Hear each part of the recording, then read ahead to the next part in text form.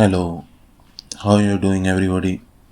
So, this is my third audio session in this series to explain about Santmat and how it is practically used in life to achieve the ultimate, what we call God. So, continuing that series, in this audio, I will talk about four things basically. First one will be brief intro to Santmat and Radha Swami. Because in my previous two video I assume the people having background into Santmat and Radha Swami, and so accordingly I made those videos. But not everybody is conversant with the Santmat and Radha Swami. So to explain a little bit about what exactly this path is. Second thing I will talk about is done deal. I have written it in some of my introductory comments that everything is done. So what does it mean? I will explain that also. Third thing I will talk about will be ego. What is ego, and is it really impedient to spiritual progress? And if it is impedient to spiritual progress, how to get rid of it? Finally, I will talk about Ukraine-Russia war also, the current hot topic. So these four things I will talk about in this audio session. So starting with Sant So as the name suggests, Sant is mat of Sant, or you can say opinion of Sant. Opinion on what? Opinion on everything. No topic is left in Sant. So who are those Sant? It started with Kabir Sahib, then other Sant came into this world. Ravidas, Namdev, Sant Tulsidas, and one other major Sant, Shiv Dayal ji, in the 19th century, from where Radha Swami faith was started. So what is basic philosophy of Radha Swami? To at its very basic, Radha Swami is having a guru-disciple relationship. You have a guru and you take initiation from him, and he gives you some method to reach the abode of God. So what are those methods? What is the meaning of initiation? Initiation is not taking instruction to meditation actually. Initiation basically is the live connection between your soul and the ultimate source. That live connection is your guru. That is basically initiation. Everything else is just a method or a formality. So how does it work? On the day of initiation, your master places his life force at the third eye center between your soul and the ultimate life source. I call it life source. You can call it totality of consciousness, or it is called Shabd also. So how does it really work? Once that connection has been established, you have to use that life force connection and move upwards towards that ultimate source. So basically, this is what Radha Swami Mat is. And why is it called Radha Swami? The Radha Swami basically is made of two words, Radha and Swami. Swami is the source. Radha is something that came out of that source. So Radha has to go and merge back into Swami and become one with it. So they call it Radha is Surat, Swami is Shabd. Surat has to merge back into Shabd. That was very brief introduction of Sant Mat or Radha Swami faith. If you are new to this path, you should explore it more. I guarantee you, you will not be disappointed because the path is based on truth. And something that is based on truth is always satisfying our soul. And that is what the whole purpose of a spiritual path is. We want to have a satisfying. Exactly, satisfying is also not a word. I am not able to get it. What word should I use? It should give completeness to your soul, where you feel elated, happy, or rather bliss. So, bliss for the soul is like a food for soul. Like in Sachkhand, bliss is continuously flowing to every soul, and they are happy and elated. But while we are in here physical domain, bliss is being blocked by mind. And Sant Mat or Radha Swami faith gives a practical meaning, practical way to get that bliss while we are living here. So I will definitely recommend to explore more about Radha Swami faith and know what are its ways and how it can help you.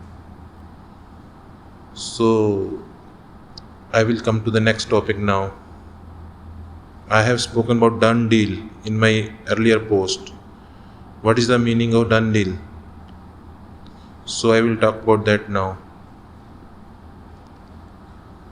See, when I say done deal, everything is done.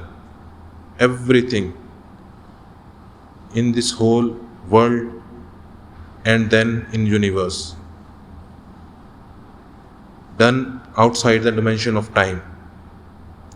Those of you who are from mathematics background must have known Dirac delta function or Dirac delta impulse. Its value at 0 is non-zero, and every other real number it's 0. So all those events which are happening in our world, including me talking to you, you are listening, and also macro events like war, natural disasters, everything, these all are compressed in one Dirac delta impulse. And that impulse at the time of creation is laid out on the dimension of time from minus infinity to positive infinity. So from past to present to future, everything is fixed, done. Everything has already been done.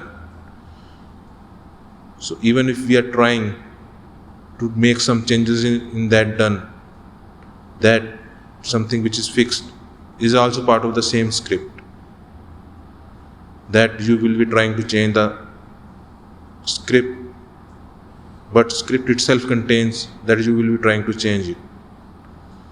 So the question comes, if everything is fixed, what's the point of trying to change it? Everything will happen its own. But Radha Swami Dayal has given a special boon to humans that they can make change in that script. The only change that can happen is to merge back into Radha Swami. That is the only free will we have. If you say, I want to stop the Ukraine-Russia war, I want to change this or that thing, that is all that thing is part of the script. It's already written. You can't do that. I mean, you can do it, you can try to do it, but it was also written that you will be trying to do it. So, it's very important to realize this concept. The only free will we have is our will to merge back into totality, Radha Swami, Dham. So, what is the way to go back to that Dham, or totality of consciousness? I also call it Gamma Source, because all these are the names of the God. So, how will you merge back into Gamma Source? And how will you really do what you want to do in this physical life? So that is the thing.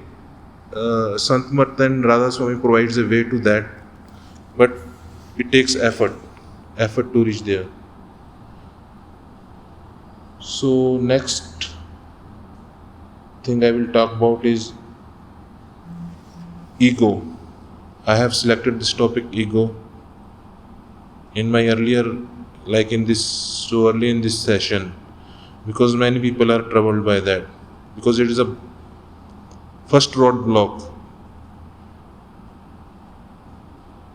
towards your spiritual journey. If it blocks you at the very beginning, you won't take the even first step. I will give you an example. People who are not familiar with Radha Swami path or Sant Mat path, they will immediately feel, oh, it's something related to Radha Krishna or something very, orthodox or ritualistic kind of thing. So that's also a form of ego. You just want to succumb to something which is your mind is not allowing you. So that's why I chosen ego to speak about in this session, so that at least you are able to take that first step towards your spiritual journey. Ego is one of the vices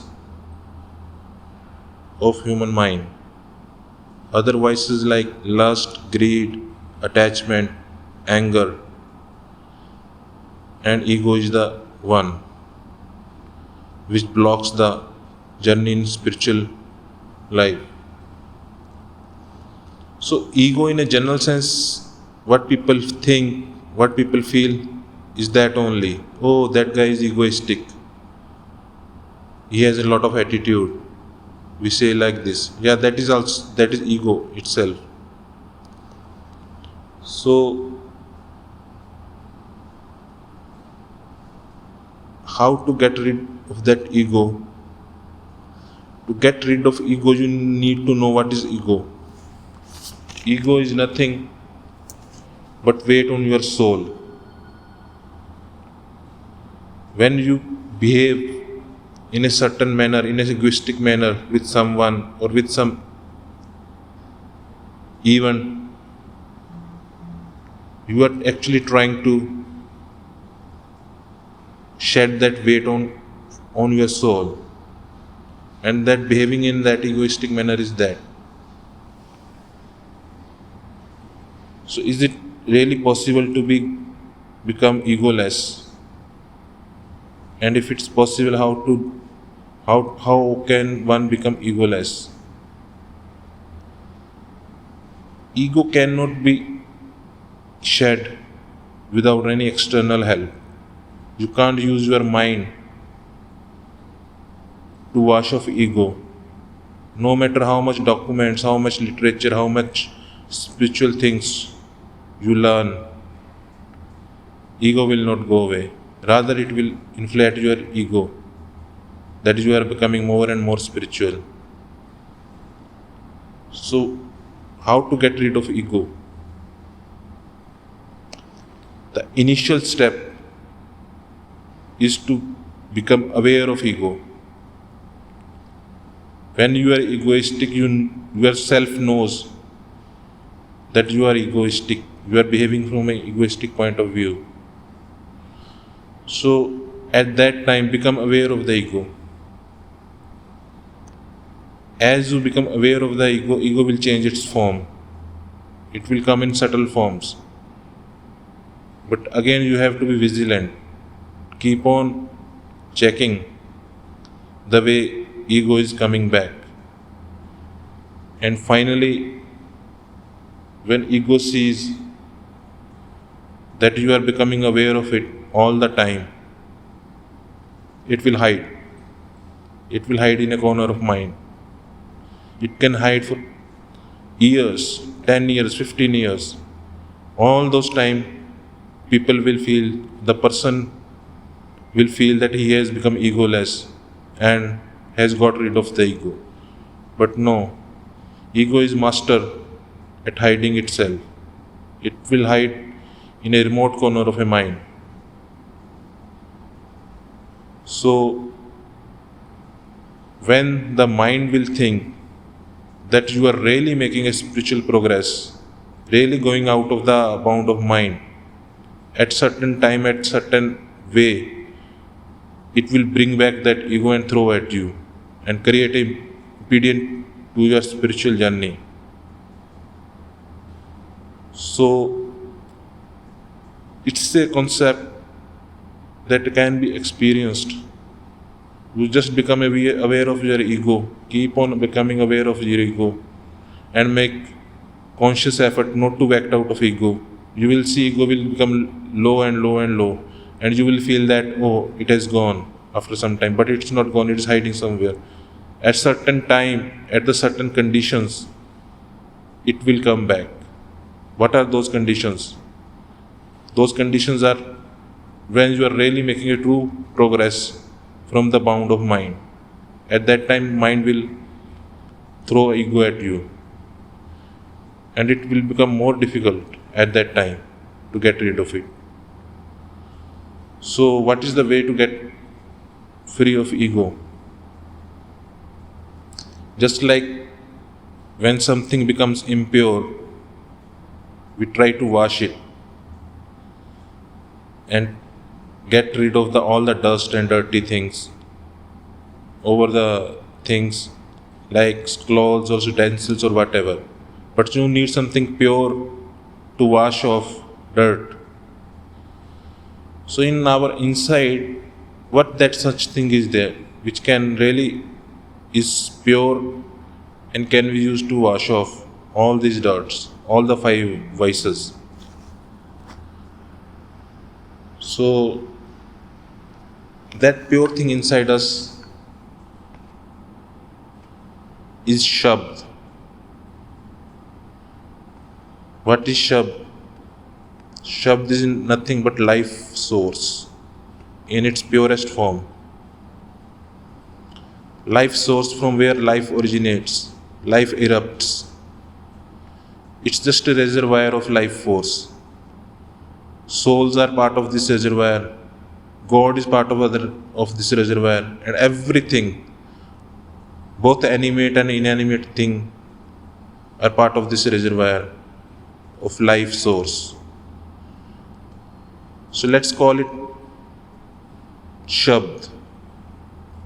It is the purest of the pure out there. If you start practicing meditation according to in the way Radha Swami faith professes, you are supposed to connect to this Shabd at your third eye center. When you close your eyes, you will hear, you can hear the sound of shabd.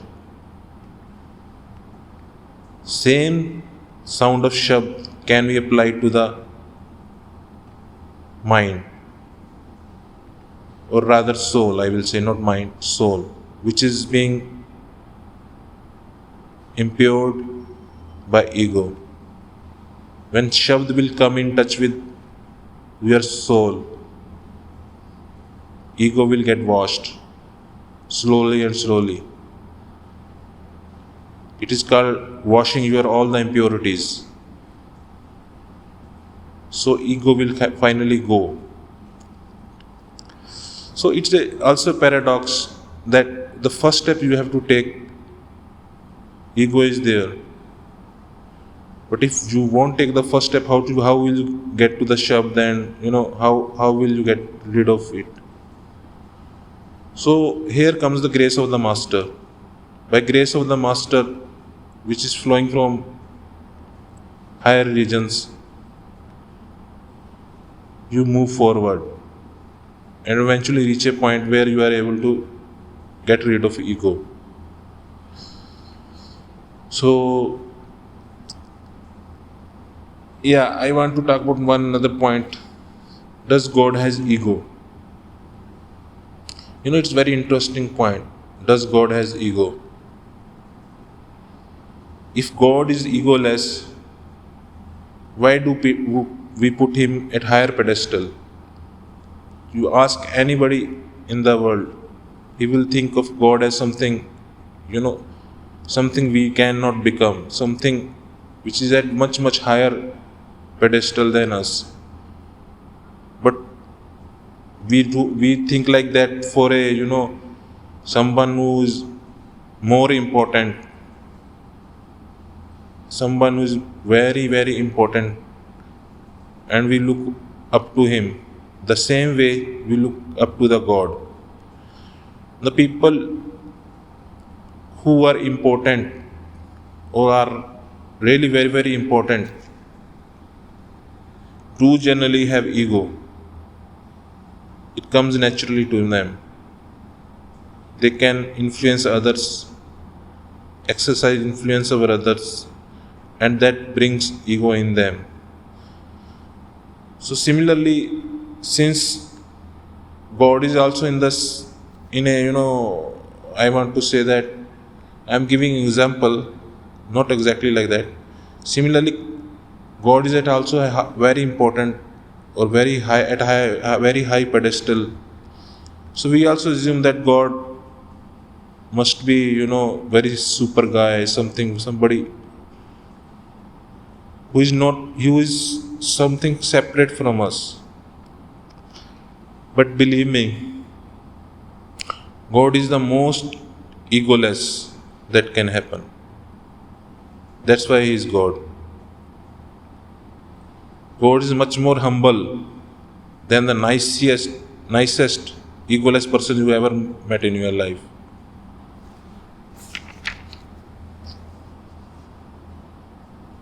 So that's what I want to talk about ego in this. And finally, one of the current issues is Ukraine-Russia war. People get offended. People take sides. I am on the side of Ukraine, I am on the side of Russia. So I will tell them these events are also fixed. You putting your mental energy on these events is just draining out your spiritual wealth. Sant Mat is path of individual liberation. If you will give too much importance to these events happening, you are draining out your spiritual wealth.